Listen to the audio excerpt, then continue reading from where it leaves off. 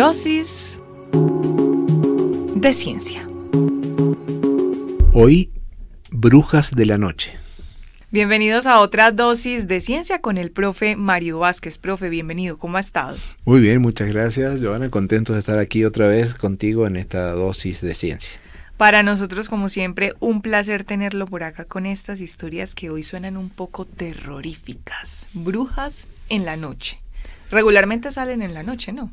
No conozco mucho acerca del tema, no tengo actualizada la bibliografía, pero digamos sería una combinación. Pues lo que cuenta. A mí nunca me ha salido una. Yo tampoco, pero me refiero que no he leído qué se dice últimamente de la bruja, pero digamos uno esperaría esa combinación. O sea, si va a aparecer una bruja, tiene que ser que sea mejor de noche. Sí. Y si hay tormenta, mejor. ¿Sí? En eso estamos de acuerdo. Con tormenta, relámpagos y todas esas cosas. Y algún lobo aullando por ahí. No, pero como imaginarás, no voy a hablar de ese tipo de brujas. No, ¿y por qué particularmente se llaman brujas de la noche? Porque así fueron conocidas, de la noche. Y hago referencia a algo que sucedió en épocas de la Segunda Guerra Mundial. Y algo curioso dentro de las historias que dejan las cuestiones tan terroríficas para la humanidad, las cosas que se van conociendo de las distintas partes que forman parte de estos conflictos. En este caso tiene que ver con la participación de la Unión Soviética en la Segunda Guerra Mundial, y esto fue un regimiento que hacía bombardeos nocturnos, por eso es lo de la noche, o sea, bombardeaban de noche. ¿Y por qué brujas? No es un término, un apodo que yo le ponga, aclaremos, sino que así fueron conocidos, porque era un regimiento integrado totalmente por mujeres. Ah, mire. Pero entonces no es una connotación de decir despectiva, uh-huh, y decirle encima que les tocaba volar de noche, que las llamen brujas, sino que casi que eso era lo que inspiraban en sus enemigos, o sea, eran de temer, o sea, causaban y causaron mucho daño en los enemigos, entonces tenían hasta ese nombre para generar miedo. Uh-huh. Ahí llegaron las brujas. Le temían a esas brujas porque eran muy buenas. Eso fue una idea de la bruja que empezó todo esto, entre comillas, se llamaba Marina Raskova, y era una de estas mujeres de las cuales hemos hablado tanto, siempre solemos hablar, estas mujeres que son temerarias, que se suben a aviones siempre en condiciones muy muy complicadas, y que empiezan a batir récords. Esas mujeres que han nacido para volar, cuando les ha tocado nacer en épocas de conflictos, terminaban participando de los conflictos.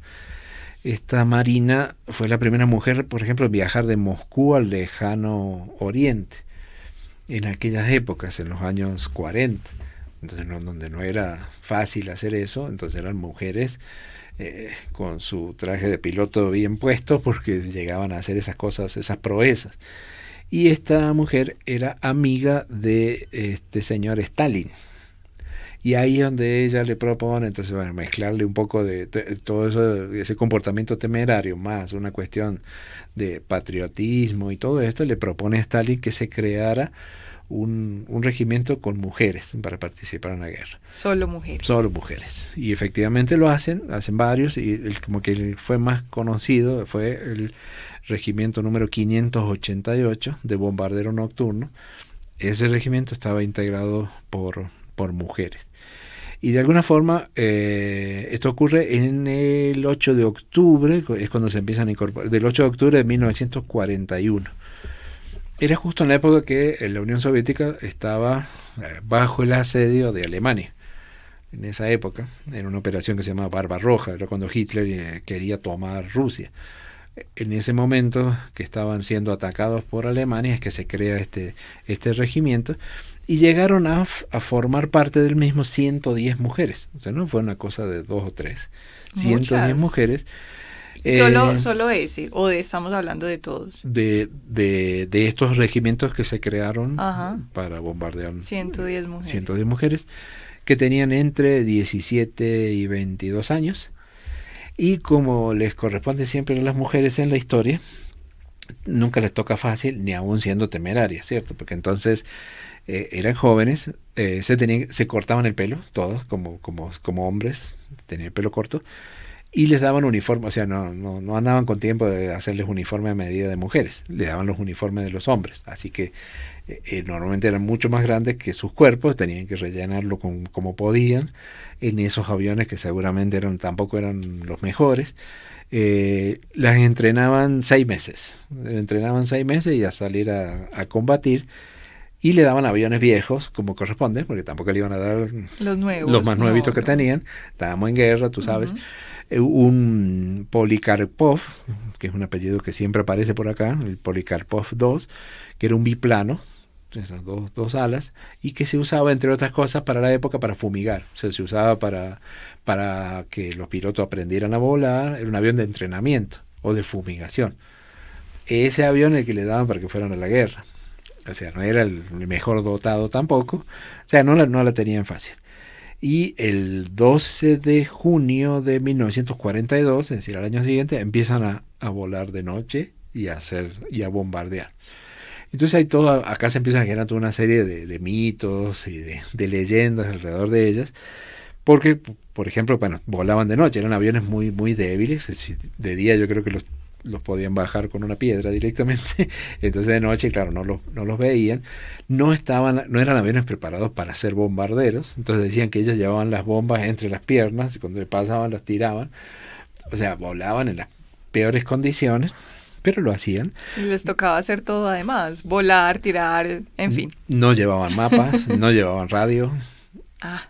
O sea que eso empieza a subir, pero como te digo, eran aviones muy pequeños, que o sea, a nadie se le ocurriría, no, eso no lo van a usar contra nosotros. Sí, efectivamente lo usaban, eran muy pequeños y eran difíciles de detectar para la época, y encima de noche, entonces no se veían, y normalmente lo que hacían usaban tácticas de ir en grupos de 3 aviones, 2 aviones iban adelante como de señuelo, pero el que tenía las bombas era el último, el de atrás. Entonces también hacían estrategias de ataque. Y se hablaba de dónde brujas, porque aparentemente el ruido de este avión de noche, que era un avión que sonaba muy despacito, se recordaba como el sonido de una escoba barriendo cuando venía el avión. Entonces asociaban, y alguien decía, no, y son mujeres, son tienen que ser brujas que vienen, pero en el sentido, como digo, no despectivo, sino de temor, porque realmente ocasionaron mucho daño. Incluso dentro de los mitos que se crearían, se hablaba, como ya pasó, y también lo hemos hablado en otra dosis, de decir, bueno, ¿por qué esas mujeres les va tan bien haciendo eso de noche? Seguramente porque, o sea, tienen que tener una visión diferente, una visión especial, porque podían hacerlo de noche. Y dentro de los mitos era de que estaban ensayando con esas mujeres con una medicina experimental que les confería mejor visión. Pero no, que les daba poderes. Que les daba superpoderes. Entonces fíjate cómo se va creando todo eso, que brujas, personajes, claro, casi mitológicos, pero eran un montón de mujeres sin mucho temor, y ya las encontramos como un patrón, ¿no? Mujeres como estas en guerra, donde no importa el país que sea, siempre aparece una mujer que está dispuesta a hacer una aventura de estas, y ha habido muchas, ¿no? Por suerte. Y casi siempre, como digo, a veces nuestras mujeres que traemos aquí a dosis terminan siendo elogiadas o reconocidas, y otras no. Estas, por ejemplo, no fue. Incluso Marina Raskova termina en un accidente aéreo, la derriban. Y cuando termina la guerra se hace un desfile, siempre los ganadores hacen el desfile de la victoria en Rusia y todo eso, y no las invitan siquiera a ellas. O sea, tampoco es que le hicieron mucho espacio, pero existieron, hay evidencias fotográficas, se las puede ver, pero bueno, finalmente, de todas maneras, algunas de ellas, 23, fueron galardonadas como héroes de la Unión Soviética, pero estábamos hablando de 110 que participaron. Así que es un poco, o sea, la historia de esas brujas de la noche que realmente existieron. Esta sí que existieron. Que la sabía. Que la sabía, porque son las brujas de la noche que participaron. Bueno, hubiésemos querido que esa valentía para enfrentar retos se hubiera concentrado en otros asuntos, pero aquí las tenemos. No las queremos deshumanizar, porque cuando uno habla de brujas, pues ya se centra como en un asunto quizás fuera de lo terrenal, de lo que conocemos y comprendemos como humanidad. Y bueno, fueron estas mujeres que se destacaron en ese momento, en ese contexto. Y realmente, bueno, a mí me gusta mucho mirar todas estas cuestiones históricas, no necesariamente, no necesitamos tomar partido de ningún lado, simplemente es como la foto de lo que pasó. Eso ocurrió, así como ocurrió. Entonces tenía sentido de que se tuvieran ese mote, y ellas seguramente lo usarían, y eso ha sido históricamente, no tiene nada que ver la aviación siquiera. Si tú piensas en la historia de los conflictos, las grandes batallas de la humanidad, donde siempre es como crear esa imagen de que hay alguien que es superior a ti en el otro bando. Entonces se le atribuyen habilidades y poderes que no son reales, pero sirven para una cuestión anímica seguramente. Entonces estas brujas sí realmente eran de temer. Y aquí tenemos un superpoder de dar datos curiosos al final de nuestras dosis de ciencia. Psst, psst, atiende, aprende y sorprende. Aquí va el dato curioso. Bueno, ese superpoder sería el mito que quisiéramos crear, efectivamente. No hay muchos superpoderes, es super curiosidad. ¿No? Si la curiosidad es un poder, acá tenemos uno. Bueno, hay mucho, ¿no? Podríamos hablar desde las brujas, desde Brujas, que es un sitio que dicen que es muy bonito. Ay, eso dicen, sí. Eso dicen. No hemos tenido la oportunidad de conocer porque se llamará Bruja, pero eso no tiene que ver con las brujas, sino que es una palabra del flamenco. En los Países Bajos eran los idiomas que se hablan, y viene Bruges, que es a su vez viene de un término vikingo, que es brilla, que tiene que ver con puerto o un refugio, significa. Es una palabra vikinga que termina como sonando hoy en día como brujas, pero no tiene que ver con aquellas brujas y todo lo que pasó en la historia que ya sabemos, que parece ser que fue particularmente crítico en la época del Renacimiento. O sea, se dan las casas, la horrible época de la historia, donde se dan las casas de brujas, que eso fue entre 1550 y 1630, y por ahí se menciona que alguien que influyó en esa idea de generar de que esas mujeres con poderes raros viene de una cuestión artística, y era Durero,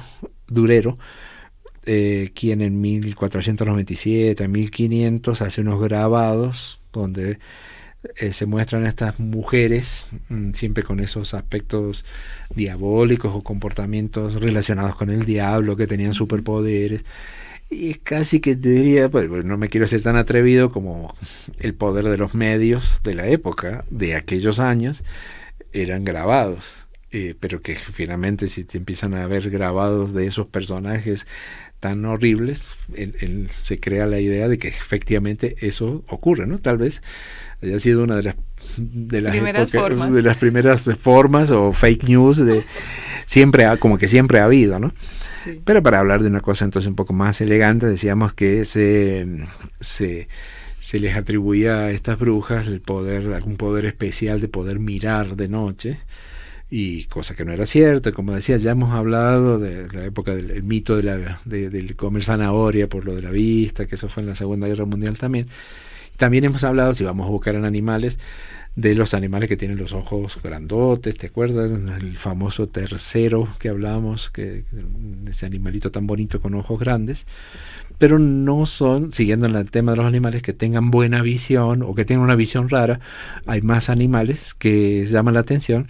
Por ejemplo, el camarón mantis, ese me llamó mucho la atención, un camaroncito, que no le prestaría mucha atención. Uh-huh. Él tiene la particularidad de poder ver, no solo, igual que nosotros, en la región del espectro electromagnético, en el visible, que es lo que nosotros vemos, sino también en el UV, en el ultravioleta y en el infrarrojo. Poder que nosotros no tenemos. Uh-huh. Y este humilde, hasta ahora, camarón mantis, puede hacerlo. E inclusive puede ver puede ver luz polarizada, que ya te cuento, es una que es más difícil de explicar, pero es algo muy, muy curioso. Hay arañas, la araña saltarina, que tiene 8 ojos, o sea, que si no ves no necesariamente en las arañas la cantidad de ojos que implica que van a ver más, pero en este caso sí, tiene 8 ojos y puede ver de manera tridimensional, ¿no? Nosotros con 2 hacemos lo que podemos, con 8 te imaginas, debe ser un espectáculo para ella poder ver. O curiosidades como en el caso del avestruz, que no tiene, el pobre avestruz no es que tenga una buena vista, nada, sino que los ojos, tú te recuerdas la carita, siempre te viene en la mente, las largas pestañas, los ojos son más grandes que el cerebro que tiene. Imagínate uno tener ojos más grandes que el cerebro. No sé qué implica eso, pero llama la atención. Compensar de alguna manera. Seguro. Y además cada uno es como es, ¿cierto? No se cuestiona. Nosotros somos los que cuestionamos.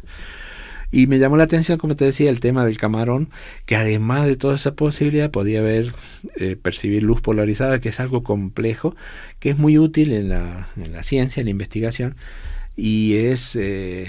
seguramente nos buscaremos alguna dosis que nos dé pie para hablar de esto, para ampliarlo, pero es como la luz común que nosotros conocemos, si la hacemos pasar a través de unos cristales especiales, se consigue que se polarice, que ocurre esa vibración de ese campo electromagnético en un solo sentido.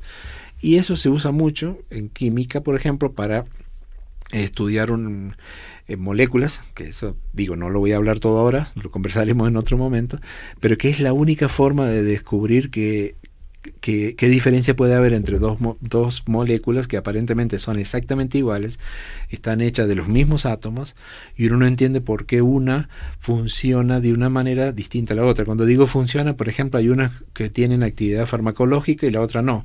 Puedes hacer un medicamento que una forma de ellas te funcione y la otra no te haga nada. Y uno no entiende cómo, si uno escribe la fórmula, se ven exactamente iguales, y la única forma de encontrar esa diferencia es usar esta luz polarizada. Eso da nombre a una técnica que se llama polarimetría, que lo vamos a dejar hasta ahí, pero es muy curioso que para nosotros tengamos que hacer todo este proceso, y este camarón mantis, como si no le debiera nada a nadie, puede ver hasta en esa luz. Contratado entonces. O sea que ahí o si quieres vemos qué tan pocos superpoderes tenemos nosotros respecto a otros animales. Profe Mario Vázquez, como siempre, muchas gracias por estas dosis de ciencia. Gracias a ti.